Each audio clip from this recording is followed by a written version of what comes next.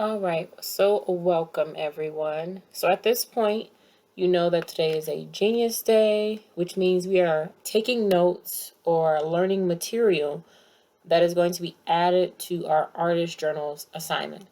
So right here, what I have is a regular number 2 pencil. My eraser is basically gone, so I'm using just this old pink eraser that I have. I may not need it, but it's like just in case. So I have a regular number 2 pencil. I have my eraser. I have a pencil sharpener just in case. And then for a straight edge, I do own a ruler, but I'm going to be using a venture card.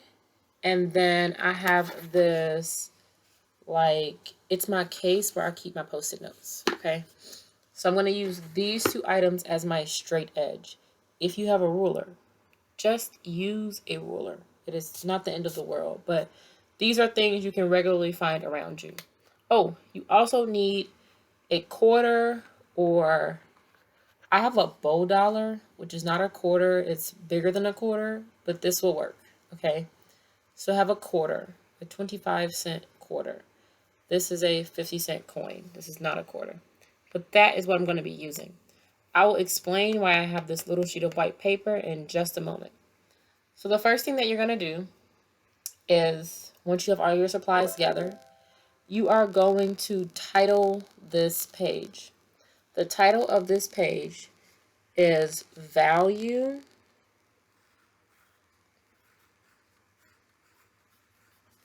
and Shading.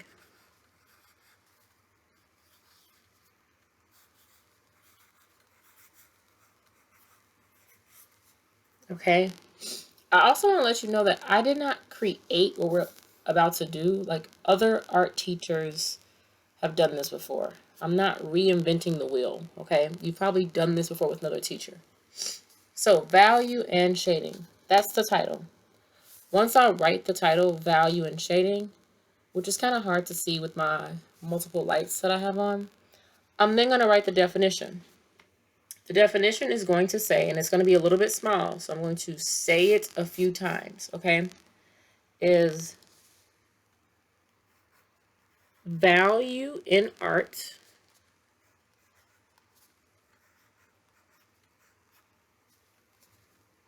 defines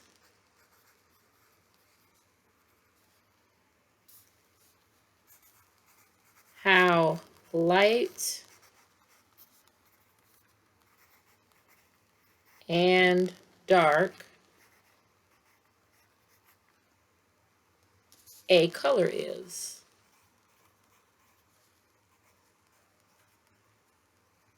So value in art defines how light and dark a color is.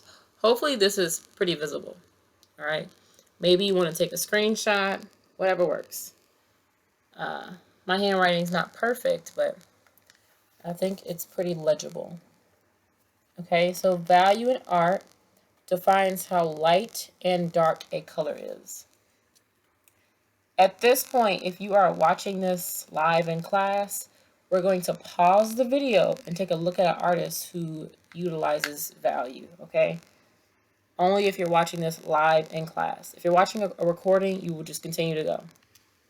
Okay, so now that we've learned about the artist Devin Rodriguez, and we've taken a quick look at like his work and briefly an article about him, we're going to create a string of boxes. Okay, it's going to be 6 boxes. So I'm going to use my venture card. I could use my box of Post-its here, but I'm going to use my straight edge to create 6 boxes. They don't need to be huge. They just need to be, there needs to be 6 of them. So I'm going to put it here and go straight across.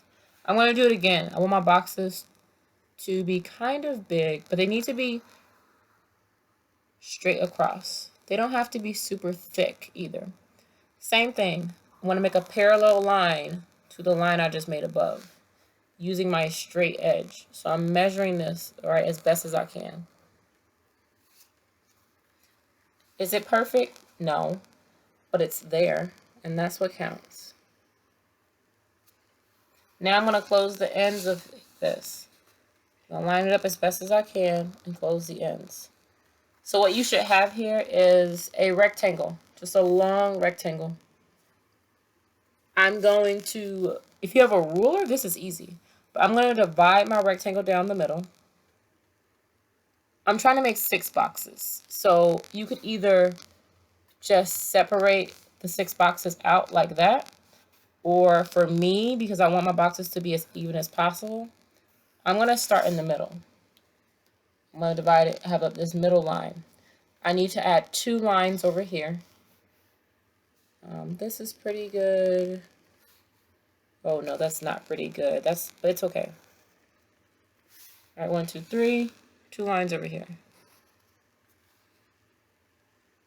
My boxes are not perfect. As we can tell, they're not even, but I have 6. I have 1, 2, 3, 4, 5, 6, okay? If you have a ruler, you probably can make like perfect boxes. Mine are not perfect.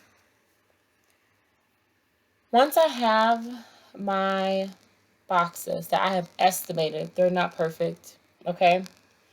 The next thing I'm going to do is I want to practice shading these boxes from the lightest value to the darkest value, okay? Like the lowest key to the highest key. So, this first box, I'm going to number them. All right, now that I have my 6 boxes, I'm going to number them. That is a 6. That is the number 6. It just looks weird. Okay, I have numbers 1, 2, 3, 4, 5, and 6. This particular box is going to be white. It's going to be light, okay? Meaning that I'm going to do nothing in this box. Literally nothing. I'm going to start coloring or shading into box number 2. I want to hold my pencil kind of far back. That way I'm not applying a bunch of pressure. And as light as I can, I want to do hatching, kind of like these lines. I'm starting in the top left corner.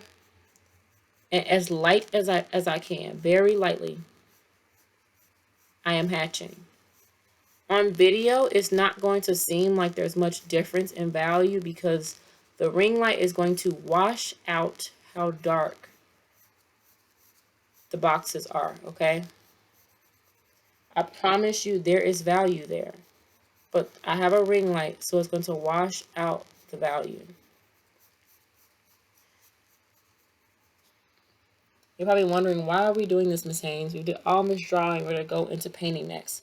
This is for students who, it's for everyone, but it's especially for students who are limited on materials. Like, how can you get the most out of your pencil, okay? So now, I have value number 2. I want to go a little bit darker, okay? So with this, starting with the same pressure, I'm going into box number 3.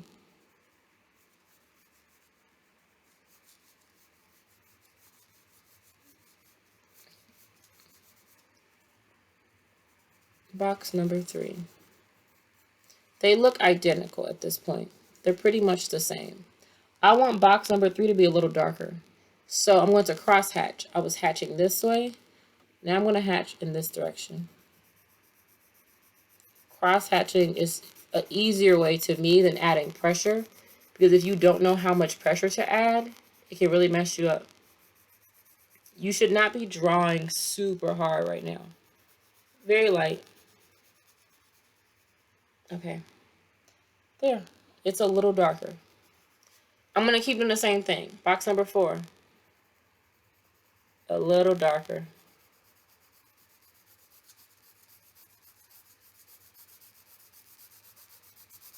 And I'm staying in the box as best as I can. I mean, it's not perfect, but as best as I can. If you're left-handed, you are probably smudging your paper right now.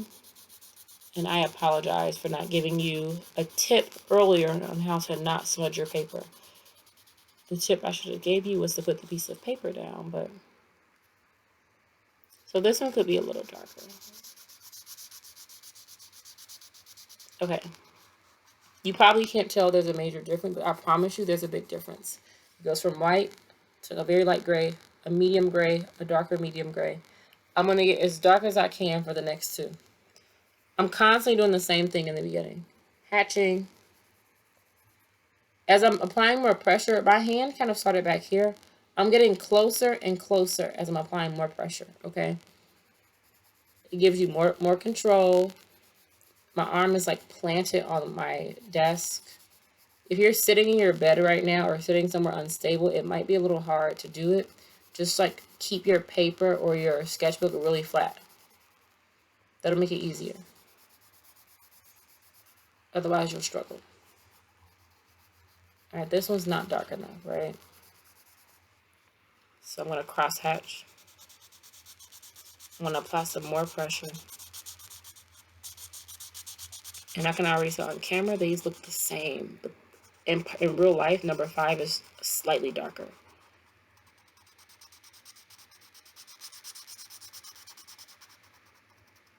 Another tip is when you cross hatch, you color closer. You cover more of the white space, it'll look darker. I think it looks a little darker.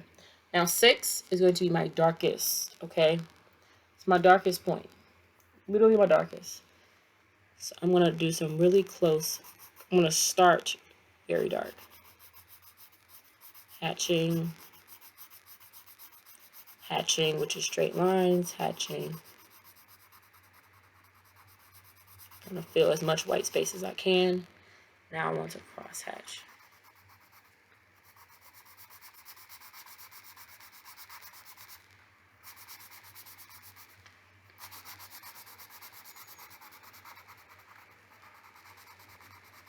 And they probably look exactly the same.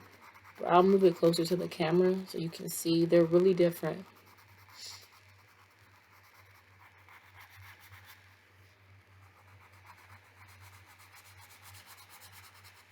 Okay.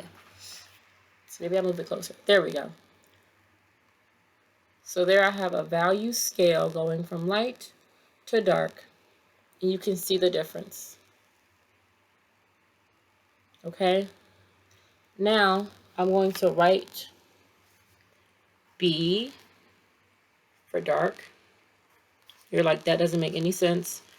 But I promise you it makes sense in art. Okay. And then I'm going to write value scale.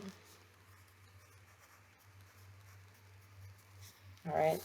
So I went from light, which is white, its value scale, to B, which is black, but for dark. Because I mean, this pencils are not like jet black. You know what I mean? They're not jet black.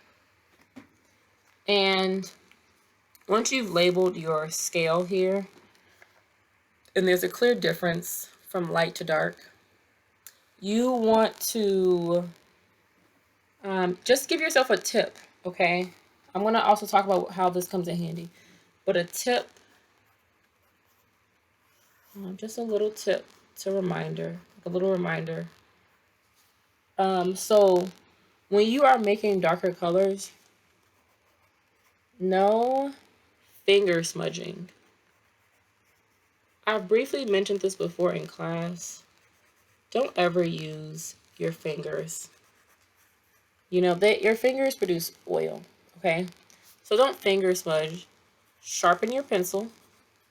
That's what I'm writing. Sharpen your pencil often. With a sharper pencil, you can get much more hatching done, and there's a shift in value. And then it says here to use cross-hatching. We learned cross-hatching when we did our forms and shading techniques. Use cross-hatching lines. Sorry, I can't talk. To darken.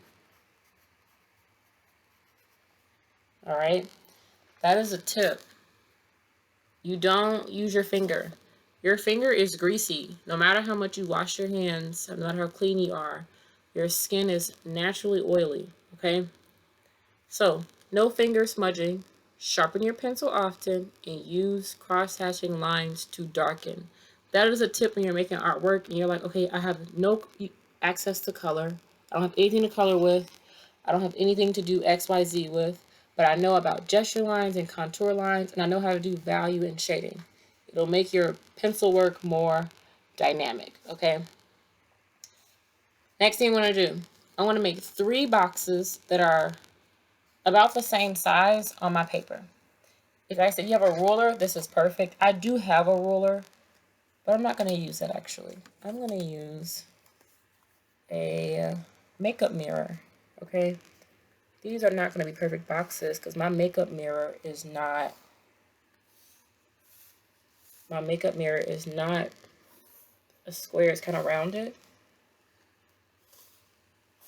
Your boxes can be small. They can be about 1.5 inches. My boxes are huge so that you can see them. Your boxes can be 1.5 inches, really small, okay? You probably have a smaller sketchbook than me, which is fine. All right, so I have huge boxes. Your boxes can be tiny, tiny, tiny. All right, once you have your boxes, you are going to grab your straight edge. All right, you're going to get ready to put some things in your boxes. What I'll let you know is that this is probably when your extra piece of paper or a napkin or something, probably a plain piece of paper, comes in handy. So you're probably thinking, why does Miss Haynes have this paper? So whenever I'm going to get a fresh sheet. Whenever you're drawing with pencil, sometimes with ink too, you want to get like a scrap sheet of paper. Maybe you tear off a piece of paper from somewhere. If you're left-handed, you probably already have this issue. As I'm working here and I'm going across, I want to plant my hand on paper because otherwise it's going to smudge. Everything's smearing. So if you're left-handed and you're working from this direction, moving this way, it smudges, okay? If you're right-handed, I worked in a direction that it's easy for you, but using a piece of paper keeps your surface from smudging. Okay, I'm assuming you have your boxes. My boxes are not perfect, but they are boxes, and that's what counts, okay? In the first box, you're gonna make a diagonal line. That is a line that's in an angle.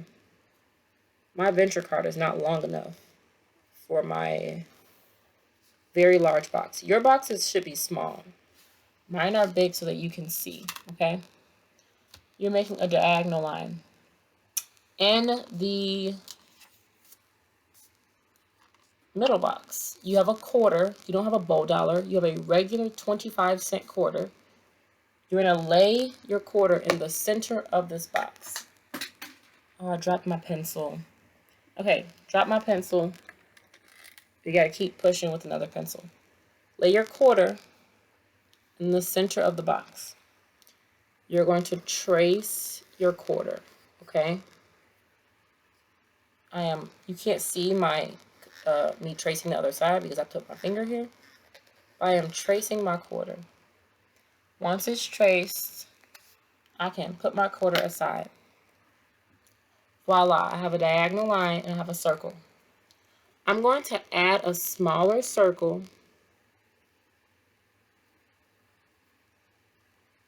My circle's not perfect, but I'm not a robot, so that's fine. Inside of my larger circle. For the last section, I'm going to add smaller boxes into my larger box. I'm not using a straight edge. You could. That would make it super neat. You could take your straight edge and go along here. I'm just freehand drawing, but you could take your straight edge and measure.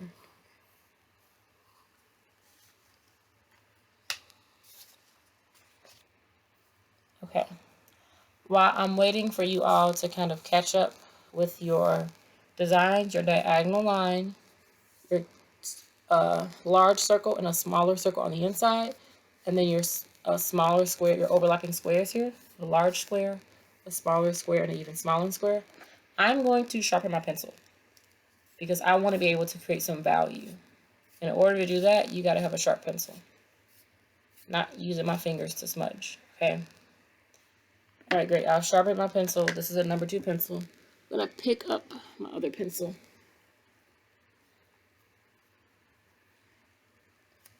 I'm going to sharpen this one as well.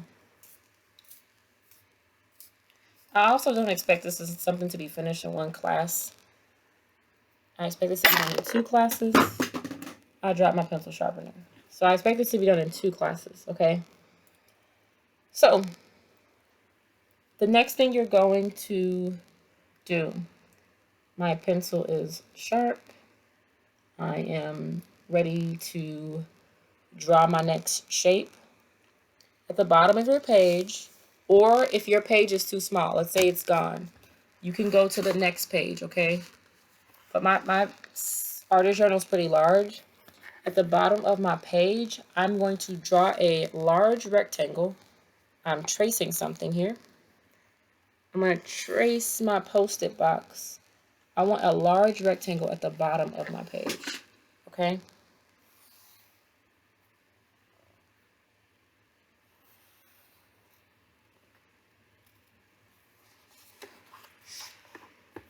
So if your artist journal is big enough, trace a large rectangle. If not, if it's not big enough, then you need to just use your straight edge and make a large rectangle. So far, this is what your page should look like. Okay. You have your boxes that have different images in them, and then an empty rectangle. So at this point, I'm not going to focus on this empty rectangle. I want to just make sure that I don't smudge it. So what I'm going to do is prepare to add value into these sections, okay? I want to add value into these sections. With that being said, there is an image that's going to be provided in the slideshow that you're trying to copy. You are more than welcome to just follow along with how I fill my boxes in. Remember that your boxes are much smaller. I'm drawing really large so that you can see. Your boxes are probably 1.5 inches. Really small. You're probably like, what's 1.5 inches? My boxes are pushing 3 inches. They're pushing it. They're getting close. So 2.5 inches. Yours could be just 1.5 inches, really small. So, starting with putting this here, I'm starting with the first square that I have. I want to create value change. If you are someone you're like, I'm not good at drawing, you need to take your time. If you do it fast, it's going to be terrible, okay? So starting in the top right corner of my top triangle, in this corner over here, I'm going to add value. I'm going to shade really darkly. A lot of pressure, okay? Really dark. You see, I'm starting in the corner. I'm trying to stay in this shape, and I'm going outward. The further I get away from the corner, I want to get lighter. So the further I get away from the corner, I want to get lighter.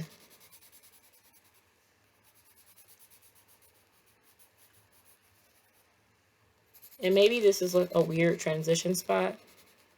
So I'm teaching myself, hand-eye coordination and control. As I get further away again, I want to get lighter.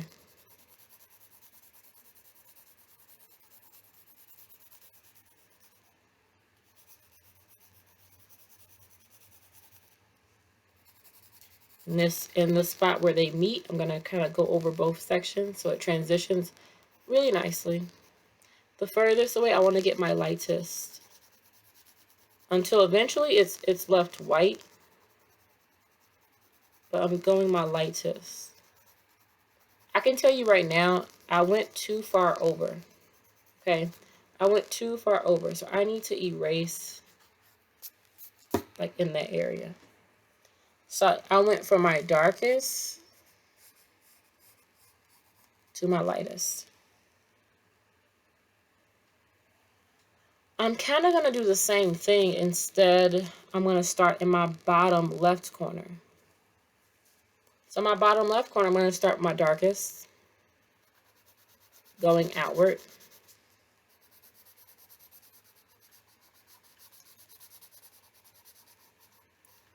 Okay.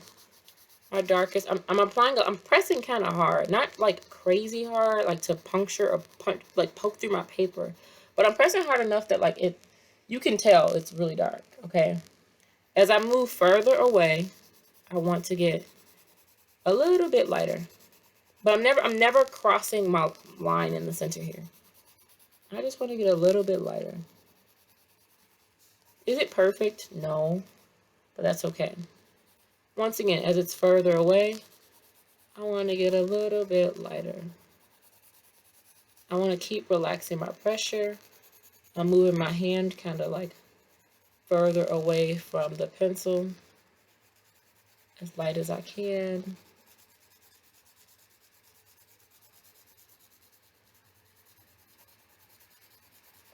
And this looks really choppy. It looks like steps. So I want to color in between the steps so they blend together.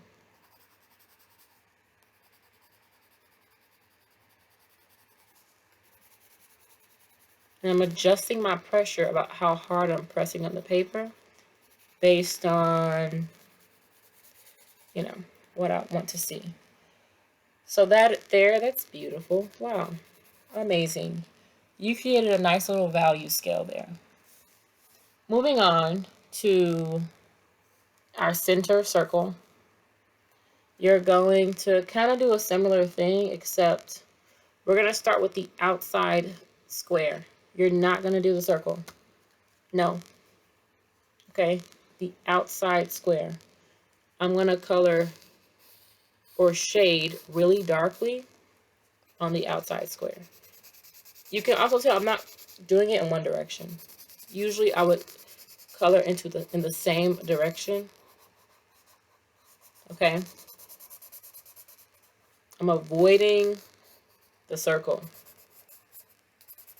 All right, I went in it a little bit. Avoiding the circle. And my pencil is breaking. How wonderful. That's why you have a pencil sharpener. So your pencil breaks like mine, you have another pencil or pencil sharpener. As I'm getting further away, I need to lighten up. But first I'm going to go like crosshatch to make this part really, really dark.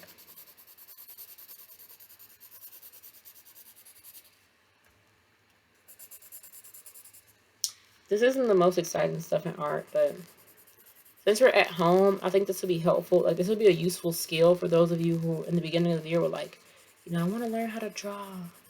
As you can see, I'm getting lighter as I get further away. This is one of those, what I say, like the boring skills that you learn when you're learning how to draw. Some of you are probably better than me at this. Trust me, I'm out of practice. I don't do this as often as I should. Okay, so it goes from dark to light.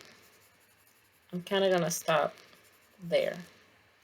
And the center, this one's kind of tricky. I'm going to start in the smallest, circle, okay? The top of the circle is really dark. As I get further away, it's going to get really light. Very fast. Super dark. Really light.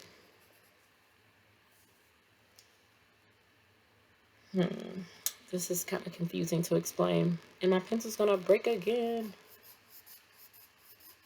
Around the edges here, for the middle circle, really dark. But I want it to mostly be like a medium gray. So I'm not going to go too crazy. The edge of the circle is really dark. It has a strong contour line.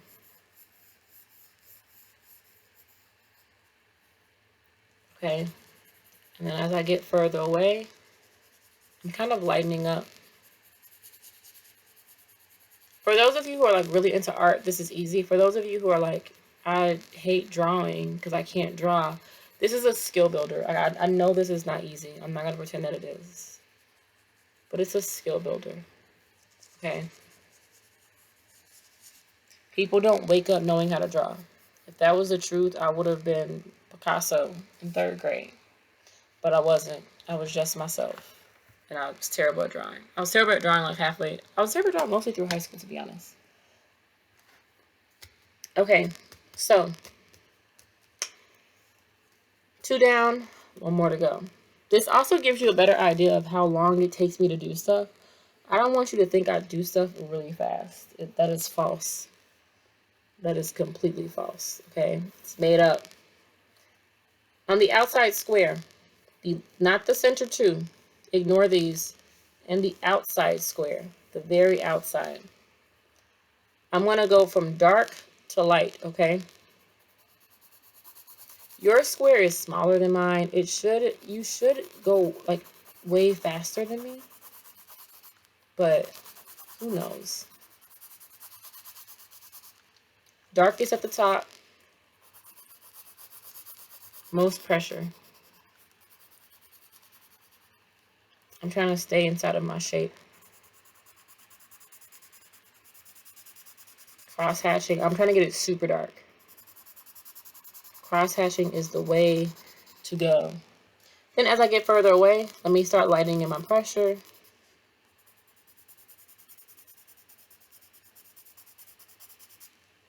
Okay, as I get further away, I want to get lighter. You're doing the same thing you did in the top 6 cubes, or the squares. You're doing the same thing inside of these shapes. Just you're kind of like going opposite. Light to dark and dark to light, light to dark and dark to light. You're applying the skills you learned. That's what's happening, okay? You're applying those skills. In the areas where I like mess up, I just go in and erase it. Because I'm like, oh, it's in my square. That's not perfect. It's not me. I'm going to do the same thing. So in my center square here, not the smallest one, in the medium square, at the bottom, I'm going to go dark to light. So dark to light, okay? So starting here, super dark. You probably needed to stop and sharpen your pencil. I would have if I didn't have 2 pencils. So if you want darker lines, you need a sharper pencil. It doesn't really matter how hard you press if your pencil's all rounded and dull. Just terrible, right? As I'm getting further away, I am getting lighter.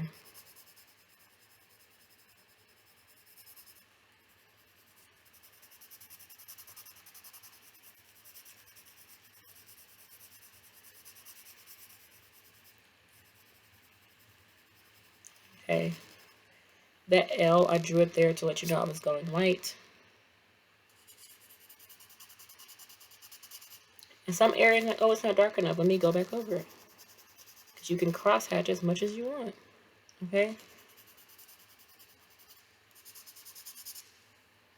Now, in the very center, I'm going to go from the top of it. I'm going to go from dark at the top to light at the bottom. Okay? I'm basically like creating these opposites. It's constantly transitioning. I'm going to go really dark at the top. I'm going to put a nice contour line. And at the bottom here, I want to go super light. So it goes back to white. It goes from number 6 to number 1.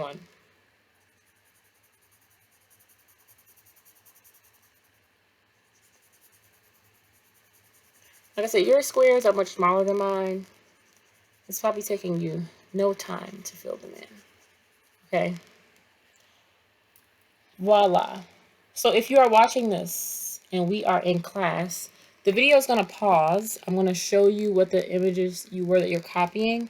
And then I'm going to come back and then we're going to learn about like, cubism and fractured images, and we'll do our final square. Okay, so now that we've talked a little bit about like fractured values and cubism, this is going to be, I would say, much harder than what we did here and here. This part's going to be much, much harder, all right?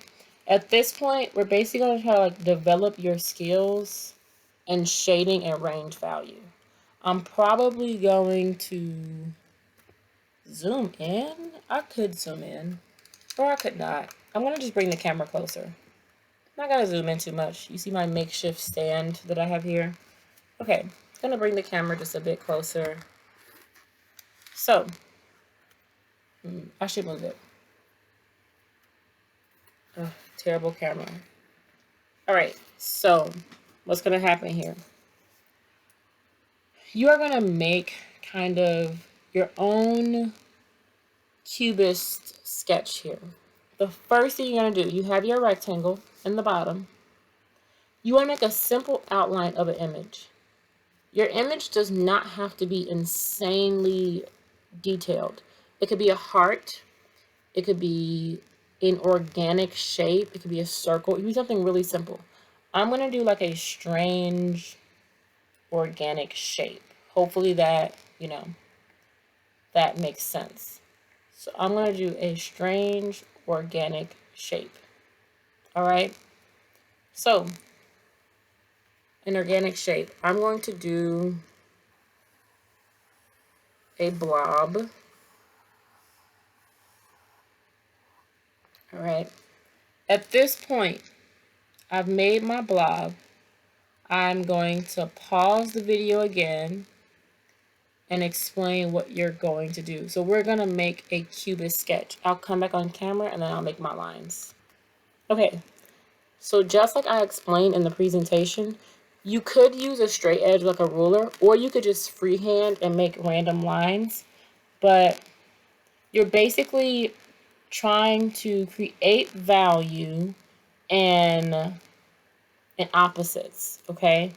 And if you understand exactly what I meant when I explained in the presentation, you can just go ahead. If you don't, you can follow along. Like if you're making the same blob as me, you can follow along. I'm going to freehand this. I'm pretty good at making straight lines. If you are not good at making straight lines, use your straight edge. Do not suffer and not use your straight edge because you're trying to copy Miss Haynes. Use your straight edge.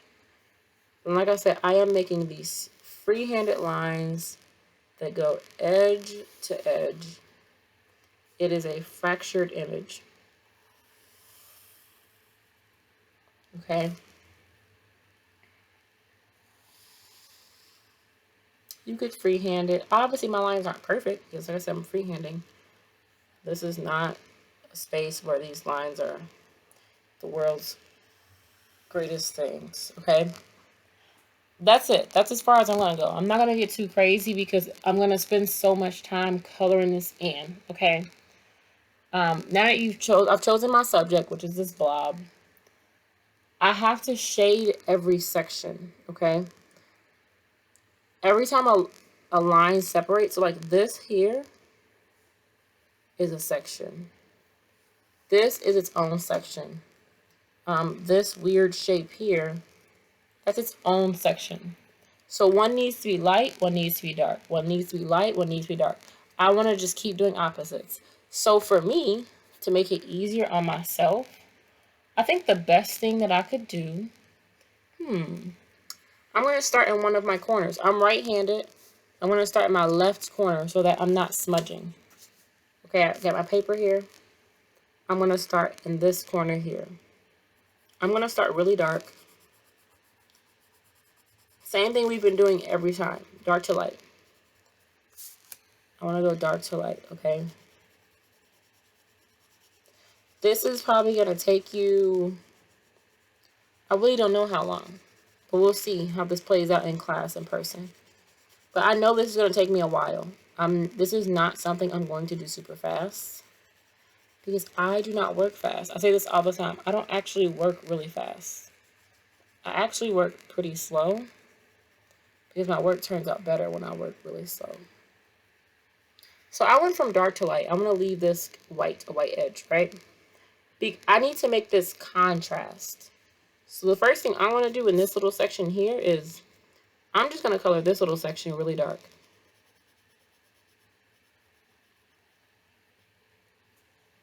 Voila. I have contrast, okay? That section, contrast, it stands out in comparison to this section. And now I need to figure out, well, what can I do to make everything opposite? Now I'm going to go to this doesn't count as a section. I'm going to leave this white, okay? This little section here, I'm leaving it white. I'm not doing anything to that tiny section. I'm going to start in the corner here and go really dark. Going dark to light in that direction. The further I get away from my corner, the lighter it gets. Okay, the further I get away from my corner, the lighter it gets. Remember, if you want something to be really, really, really dark, do some cross-hatching. Cross-hatching is your friend. This is all just like wrist control and learning how to control, you know, your pencils and all of that fun stuff when it comes to drawing. Like I said, another thing about this is that because there is a ring light in front of me, this really bright ring light, it can be kind of difficult to see how dark to light looks. Like I said, this is gonna take me a while. I have to think about this. Like, what's dark, what's light. Wherever there's a light spot, I have to put a dark spot on the other side of it. Because they can't be right next to each other, right? That wouldn't make sense. They can't all be dark. And if you're someone who, like, you lose focus really fast, the only reason I'm able to focus on this is not because I'm teaching you, it's because I'm talking through it. I usually play music. I can't, my focus is not, I'm not someone who has the ability to have long-term focus. Let's put it that way. I don't have it in me. It literally doesn't exist. I wish I could. I literally do. I wish I could, okay? So I'm figuring out as I'm going. I'm like, okay, this is dark over here, so light needs to be right here. If light is right here, then dark has to be opposite of it. But I'm never crossing the sections that I've made.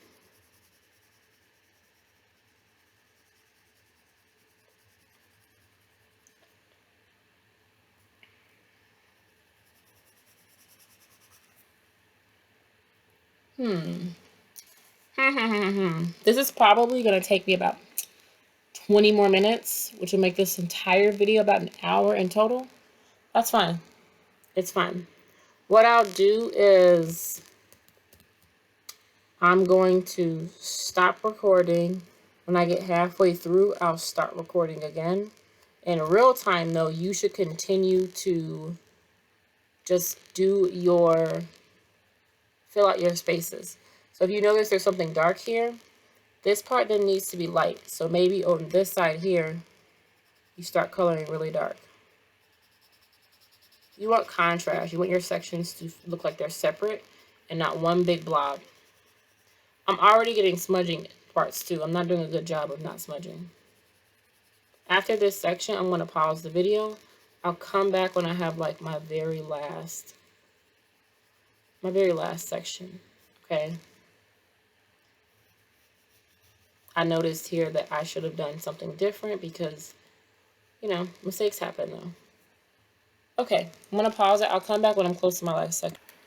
Okay, so at this point, I'm mostly done. I will say it definitely did take me, by the time I finish, it's going to be about 20 minutes. Like, it's taking me a while, okay? So I don't expect us to finish this, you know, in one sitting, in 2 sittings. This might be 3 class periods. Not sure. We'll see. I don't know, okay? So I don't expect you to do this in one sitting. Like I said, this video, if I would have recorded myself, like, doing all of the shading, it would have easily been an hour, all right? It's already about 44 minutes. So I have 1, 2, 3, 4, 5, 6 sections left. Remember that your value, like what you're doing down here for your fragmented piece, you can go from white to as dark as you can. Even though there are 6 listed here, if you change your pressure just the slightest, you can get more than 6 values, okay? So I need to fill in 1, 2, 3, 4, 5, 6 sections, okay? So I can see here, this one's really dark. So I'm actually going to leave this one white. Going to leave this one white and this one white. These 2, 1, 2. Gonna leave those whites, I think. It's like a puzzle. It's literally like a puzzle. Actually, no. Let me start very dark in this corner here. Working my way outward, I'm going to lighten up. For those of you who, like, you don't draw and you're not good with puzzles, this is going to be hard. I'm going to be honest. This is going to be hard for you. But keep it simple, okay? If you know, you're like, I'm someone who This is going to be extremely difficult for a lot of different reasons. What you can do is keep your shape really simple. So on the side here, I'll make a little version. Let's say you had a rectangle and you made a circle, okay? Just a circle, nothing too crazy. And you had just a few lines going through it. You could do dark, white, black, white, black, white, this one dark, this one dark. I'm still doing opposites, but now I'm thinking about, like, I'm not even worried too much about a full value scale. I'm just going white to dark, okay? I'm doing this if I'm someone, I'm like, I struggle with figuring things out. A very simple one. But for me here, I mean, I've been doing this for a while. I really should try to challenge myself, okay? You'll only get better if you challenge yourself. If you keep it simple and you stay in the safe zone, you don't learn that way, okay? Learning is uncomfortable, so that's okay. Gotta get to it. Same thing though, I started really dark in the corner and I'm getting much lighter, much lighter.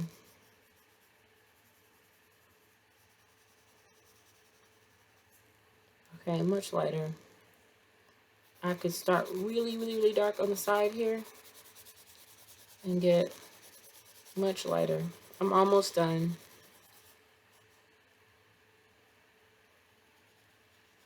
At some point you'll see me like making dark contour lines because I didn't do a good job figuring out how to separate my sections. I think this feels done. This feels good. This feels done. Okay. Let me pull my camera out. You can see all of my mess here. That's fine. Okay. So I have value in shading. It has value in art defines how light and dark a color is. We created a value scale from going from white, where you did nothing, to your lightest light and your darkest dark, applying more pressure the more you went along. We told a tip: don't use your finger for smudging. You sharpen your pencil. As you can see, I've sharpened my pencil a lot. And then you use cross hatching to darken. We practiced it with different shapes, which this probably was complicated. And then at the bottom here, you had a rectangle and you created a fragmented value scale. If, like I said, if you struggle, you should be doing this with a very simple circle and going black and white. So super simple. For those of you who are challenging yourself, you can have more lines, a more complicated shape. But like I said, this probably, when this is played in class, this probably is taking us 2 to 3 class periods, okay? This isn't something you're going to do in one sitting. But I really do think that moving forward, even as we go into different areas of art and different materials, we need to build this skill. It'll make a really big difference if you use colored pencils, if you use crayons, even in painting. You need to know value, okay? And so now that I'm done, the last thing I'm going to do is I need to, using my phone, I need to document this. In the slideshow, you will notice that it tells you to stand near a window or something of that sort. So I need to document this. I'm going to stand up, I'm going to take a clear picture, and then I'll come back and show what it looks like, okay? Okay, so like I said, I finished. You probably can't see this very well, and I probably should. I'm going to stand up. Maybe you could see it better. I am cropping my image, okay? I'm trying to crop my image so that I can add it to my slideshow. I took it as clear as a picture as I can. I'm going to crop my image. Once I have my image kind of where I want it, as best as I can get it, I'm adjusting it. Once I have it there, I am going to email this image to myself, okay? Email it to yourself. You're going to add it to your artist journal, your Unit 1 artist journals, okay? It's going to keep going in that same assignment. It's a growing portfolio. Hopefully this was really helpful. instead of me doing a live demo, but we'll see. We may try this again in the future, we may not.